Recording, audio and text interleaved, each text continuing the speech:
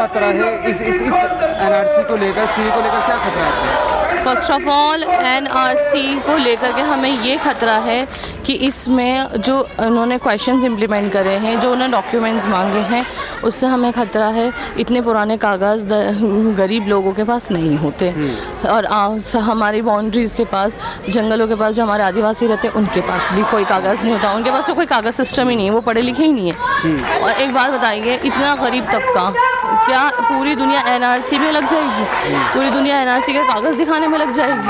और एक बात, आप हमसे पहले हमारी नागरिकता छीन लेंगे, फिर हमें नागरिकता देंगे, हमें अपने ही कंट्री में सेकंड क्लास सिटीजन बना देंगे। तो इसलिए हमें इसका अबॉलिश कर रहे हैं, हम इसको बॉयकॉट कर रहे हैं एनआरसी को, और हम इसको बिल्कुल भी लागू नहीं होने देंगे। फर्स्ट ऑफ ऑल ये हमारे संविधान में भी अगेंस्ट है। इक्वालिटी मीन्स सभी, कोई भी हो, हिंदू हो, मुस्लिम हो, सिख हो, ईसाई हो। इन्होंने क्लियर कर दिया, तीन मेजर इन्होंने इंडियन कंट्रीज चुनी, वो मुस्लिम्स कंट्रीज चुनी, और इन्होंने उसमें सिर्फ हिंदूज को एक्सेप्ट किया, अदर कास्ट को एक्सेप्ट किया, अदर रिलीजियस को एक्सेप्ट किया, मुस्लिम को एक्सेप्ट नहीं किया। मतलब आप समझिए, अगर सपोज मैं एनआरसी से बाहर हो गई तो फिर मैं क्या करूँगी? 5 साल डिटेंशन कैंप में वेट करूँगी, सरकार ये मुझ पर एहसान करे, मुझे वापस से सेकंड क्लास सिटीजन बनाए। और फिर वो बनाएगी जब मुझे सेकंड क्लास सिटीजन, तो या तो मुझे घोषित कर देगी जी ये बांग्लादेश की हैं, या पाकिस्तान की हैं, या ये अफगानिस्तान के। ये क्या तरीका है? हम यहाँ पैदा हुए हैं, हम यहाँ पढ़े, हमारे पास सर्टिफिकेट्स हैं, वो कुछ काम नहीं करेगा। और एक बात बताइए, आपने असम का केस देख लिया, स्पेलिंग मिस्टेक पे भी अलग कर दिया। स्पेलिंग मिस्टेक क्या हम कर रहे हैं उसके अंदर? बैठती तो तुम्हारे ये लोग हैं, बैठते तो तुमने जिन्हें हायर किया है, ऑफिशियल वर्क दिया, वही तो बैठते हैं, तो वही मिस्टेक करते हैं। उन्हीं की गलतियों की वजह से, उनकी गलतियों की वजह से हम भुगतेंगे। एक बात बताइए, एक लेडी को सिर्फ स्पेलिंग मिस्टेक की वजह से डिटेंशन कैंप में डाल देगा, वो कब बाहर आई? जब उसका बच्चा 3 महीने का हो गया पैदा होकर। तो मतलब क्या चीज़ चल रही है? माँ अपने बच्चों को नहीं ढूंढेंगे हैं? मैं एबॉलिश करती हूँ डिटेंशन कैंप की, वो टूटेगा ना जब, तो और नहीं बनेंगे। ये अभी सरकार उस पर प्रैक्टिस कर रही है, वहाँ जो गलतियाँ निकलेंगी ना, फिर वो यहाँ पर वो गलतियों को पूरा करेंगे। हम एबॉलिश करते हैं बिल्कुल सख्ती के साथ, और यकीन मानिएगा हम तब तक नहीं हटेंगे यहाँ से, तब तक नहीं हिलेंगे यहाँ से, जब तक सरकार हटेगी नहीं अपने डिसीजन से। योगी जी ये कह रहे हैं कि मुसलमानों को जो है ना, मर्द जो है रज़ाई में लेट रहे हैं और महिलाओं को सड़कों पे छोड़ा गया। इस पर आप क्या बयान देना चाहोगे? उन्होंने तो अपनी औरतों को छोड़ दिया, वो तो छोड़ो, हमारे मर्दों ने हमें छोड़ा नहीं है ना, उन्होंने हमें सड़कों पे छोड़ा है। हम खुद निकल कर आएंगे, हम खुद इसलिए निकल कर आएंगे क्योंकि हम इतनी हिम्मत रखते हैं, इतनी ताकत रखते हैं कि आपकी इस तख्त रातों रात पलट सकते हैं। आप अब सिर्फ जुमलेबाजी के अलावा कुछ और नहीं कर पाएंगे। क्यों? क्योंकि आपको मालूम है आप गलत हैं, और गलत जब इंसान को पता होता है तो फिर वो इधर उधर की बात करता है, बात मुद्दे की करता नहीं है। अब वो कह रहे हैं 1 इंच हम पीछे नहीं हटेंगे। एक बात समझिए, एक कॉमन सी बात, एक बहुत छोटी सी बात समझिए, हमने उन्हें इलेक्ट किया, हमसे इलेक्ट हुए ना, वो बड़ा शोर मचा, भाई पूरे इंडिया ने भाजपा को पसंद किया, भाजपा को पसंद किया, हमें बड़ी खुशी हुई, मैंने खुद वोट दिया उन्हें। लेकिन फिर क्या हुआ? अब भाजपा को बनाने वाली सरकार जब आ गई कि नहीं सर हमें एनआरसी नहीं चाहिए, प्लीज़ हम इक्वली सही हैं, हम जो दलित हैं, जो हिंदू माइनॉरिटीज़ हैं, जो मुस्लिम माइनॉरिटीज़, हम इक्वली सही हैं। तो वो क्या करते हैं? वो हाथ बांध के खड़े हो जाते हैं कि हम 1 इंच पीछे नहीं हटेंगे।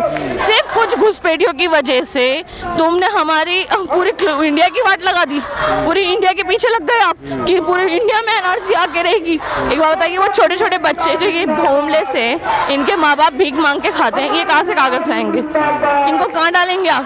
हैं, ये तो मर जाएंगे। इनके पास आज के टाइम में कुछ छत नहीं छुपाने की। और ये सब छोड़ दो, ये सब छोड़ दो। सबसे बड़ी बात, इन्होंने क्या कहा हमसे, क्या बोलते कि हम बहुत तेजी से डेवलपमेंट लाएंगे। डेवलपमेंट जीरो होती जा रही है डे बाय डे। इकोनॉमी गिर रही है, आप देख रहे हैं इकोनॉमी कितनी तेजी से गिर रही है। वो डीमोनेटाइजेशन के बाद सबके कारोबार खराब हुए हैं, जीडीपी गिर गई, बहुत बुरी तरह गिर गई। अब तो आरबीआई भी परेशान है। डीमोनेटाइजेशन क्यों हुआ था? क्योंकि नकली नोट आ गए थे बहुत सारे, 1000 और 2000 के, सॉरी 1000 के और 500 के, जीएसटी लगी। जी हाँ, तो डिमोनेटाइजेशन इसलिए आया था। आज आपको कितने साल हो गए डिमोनेटाइजेशन को?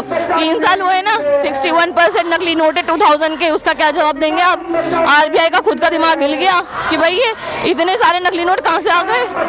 इसमें तो चिप लगी हुई थी, हमारी मीडिया कह रही थी चिप लगी हुई, जहाँ इकट्ठे होंगे वहां से पकड़े जाएंगे, कोई ब्लैक मनी नहीं रख पाएगा, ये नहीं रख पाएगा। अब कहाँ गई वो चिप्स? इतने सारे नकली नोट्स कहाँ से निकल कर आ गए? तो ये सारे इनके प्रोपेगेंडास फेल होते जा रहे हैं। ये कुछ नहीं करना चाहते, ये तरक्की तो करनी आती नहीं, तो बस ये उलझाना चाहते हैं लोगों को। अब मैं ये ले आया हूँ, लाइन में आ जाओ, अब मैं ये ले आया हूँ, लाइन में आ जाओ, और हम लाइन में खड़े हो जाएंगे। जी जी सर, अब ये नहीं होगा, क्योंकि अब हमें समझ में आ गया है 5 साल में हमने अब पूरा डेमो कर लिया, आपसे देश नहीं संभल रहा। इतनी गंदी गंदी वीडियोस आई हैं। गांधी जी को जिन्होंने मारा था, क्या नाम है उनका? हाँ, नाथूराम गोडसे, उनकी पूजा कर रहे हैं, उन्हें बाबा कह रहे हैं। ये बता दो मुझे, जब ये वीडियो वायरल हो रही है, तुमने इन्हें पकड़ा नहीं, सजा नहीं दी, मीडिया ने नहीं दिखाया सजा देते हुए, तो मतलब आप एक देश के अंदर जहर को बढ़ावा दे रहे हैं, जहर को बढ़ावा दे रहे हैं। अब एक बात बताइए मुझे, ये कहते हैं हम गांधी जी को अबॉलिश करते हैं, भैया नोट निकाल के फेंक दो अपने, उस पर भी तो गांधी जी लगे हुए हैं, वो तो तुम जेब में रख के घूम रहे हो, क्यों घूम रहे हो? गांधी जी ने इतना सब कुछ दिया, आज 0 हो गया उनके लिए। इन्होंने तो कुछ भी नहीं करा, इनकी वाह कैसे हो जाएगी? इनकी वाह कैसे हो जाएगी भाई? इन्होंने तो कुछ भी नहीं करा। आज हमारे गांधी जी अगर यहाँ जिंदा होते ना, वो सर पकड़ के बैठे होते कि भैया ये क्या हो रहा है, ये क्या हो रहा है हमारे देश के अंदर? कितनी फ्रीडम फाइटर्स आए, कितना लड़ा। हम फ्रीडम फाइटर्स कहते हैं, हम कभी कहते हैं हिंदू फाइटर, मुस्लिम फाइटर, सिख फाइटर, नहीं, फ्रीडम फाइटर्स हमारे फाइटर। वो उन्होंने इंडिया को बनाया है, ठीक है। और हमारे ही जनाब आकर क्या कह रहे हैं कि भाई उसने गलत कर दिया, उसने गलत कर दिया, ये तो होना ही नहीं चाहिए था। और पाकिस्तान मुसलमानों के लिए बना था, मुसलमान सारे जाए। एक बात बताइए, मुसलमानों को भेजने के लिए अपनी मस्जिदें दे देते, हमारी सारी मस्जिदें दे सकते थे तुम। हमारे लाल किला हमारा, झंडा हमारा, और सब कुछ हमारा, और अब बैठे गए आप प्रधानमंत्री। ताजमहल हमारा, कुतुब मीनार हमारा, और ये सब छोड़िए, दरगाह को देख लीजिए, मुसलमान भी जाता है, हिंदू भी जाता है ना, इमाम सब कब्रिस्तान में भी जाते हैं। और एक बात बताइए, निजामुद्दीन औलिया साहब, हमारे पिया हाजी अली हैं, ख्वाजा कुतुबुद्दीन, ख्वाजा गरीब नवाज, किस को लौटाएंगे भाई आप? हम नहीं जाएंगे। और ये जो भूल जाओ हम जाएंगे, अब जाएंगे आप जाएंगे, और पतली रास्ते से जाएंगे, और बहुत तेजी से जाएंगे, विदिन सेकेंड्स। अब हम 1 सेकेंड पीछे नहीं हटेंगे। और ना योगी जी से कह दीजिए कि वो महिलाओं को कमजोर ना समझे, क्योंकि महिलाओं का इतिहास उठा के पढ़ लें। पता है आपको, हिंदी में से चैप्टर्स डिलीट कर रही हैं, जो इतिहास को बताते हैं ना, वो चैप्टर्स डिलीट कर रही हैं हिंदी। RSS ला रहे हैं, बजरंग दल ला रहे हैं। अरे मैं तो बहुत खुश हूँ, बेचारे 70 साल से कोशिश कर रहे हैं अपना कॉन्स्टिट्यूशन बनाने का, आज तक नहीं बन पाया, बहुत मजेदार है। इंशाल्लाह 70,000 साल में हो जाएंगे ना, तब भी ये लोग नहीं जीत पाएंगे, क्योंकि गलत लोग, गलत सोच कभी नहीं जीतती, वो हार के रहते हैं, वो इंशाल्लाह हारेंगे। Thank you. मिलत टाइम्स की वीडियोस देखने के लिए यहाँ क्लिक करके सब्सक्राइब करें, और हाँ, बेल आइकन जरूर दबाएं। अगर फेसबुक पर देख रहे हैं तो पेज लाइक करें। ताज़ा तरीन खबरों और मज़ामीन के लिए विजिट करें हमारी वेबसाइट www.millettimes.com। हमारी ये वेबसाइट उर्दू, हिंदी, इंग्लिश तीनों लैंग्वेज में मौजूद है।